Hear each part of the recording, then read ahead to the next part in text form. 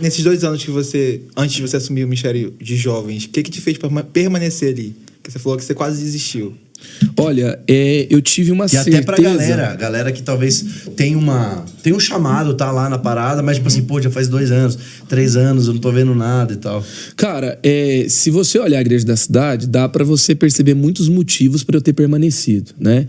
Então, assim, é uma igreja muito aberta, é uma igreja que impulsiona a nova geração, é uma igreja que investe mesmo naqueles que são vocacionados e que a gente tem espaço, tem lugar, tem direção, mas acima de tudo, a palavra final que me fez ficar foi a voz de Deus.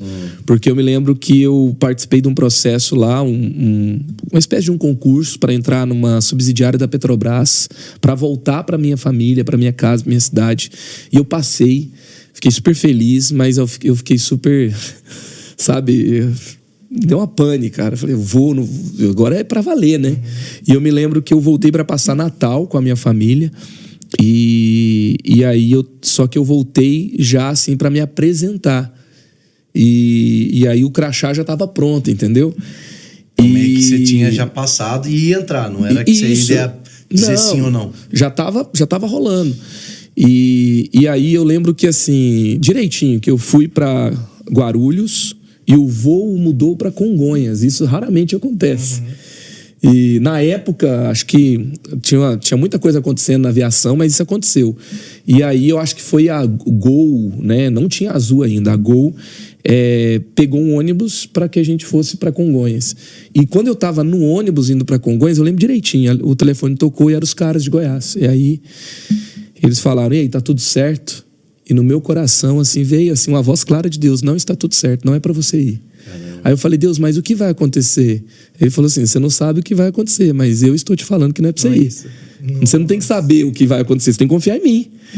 O pastor Carlito sabia desse resultado? Não sabia. O pastor Gilberto, que me mentoreava na época, sabia. Eu era mais próximo do pastor Gilberto nessa época, né? Porque ele te apoiou nessa decisão? E ele estava orando por mim. Ele falou, cara, eu vou orar por você. E aí, então, eu disse não. E eu fui, passei Natal com a minha família, voltei. E olha que interessante, foi naquele ano que eu criei o Reação junto com o pastor Gilberto, que foi um evento de carnaval. Foi naquele ano que eu conheci a Mariana. E foi naquele ano que o pastor Carlito me chamou e falou assim, eu tenho a convicção de Deus que você é o líder de jovens que Deus tem para nossa igreja. Uau. Então vamos, foi logo depois do primeiro Reação. Foi meu Isaac, cara. Foi bem ali. E às vezes quando a gente está quase desistindo, a gente está assim, perto de um grande romper. É isso aí. E ali Deus me mostrou assim que vale tanto a pena confiar na voz de Deus, né? Então naquele ano, comecei a namorar com a Mari. Naquele ano teve um romper claro. E eu fui enviado também pela igreja para fazer um mestrado em teologia em São Paulo, na Faculdade Teológica Batista de São Paulo. Para começar então a ser aquele que seria preparado para ser pastor na igreja. Então foi muito legal, foi um grande romper ali. Muito legal. É muito poderoso isso e é muito verdadeiro.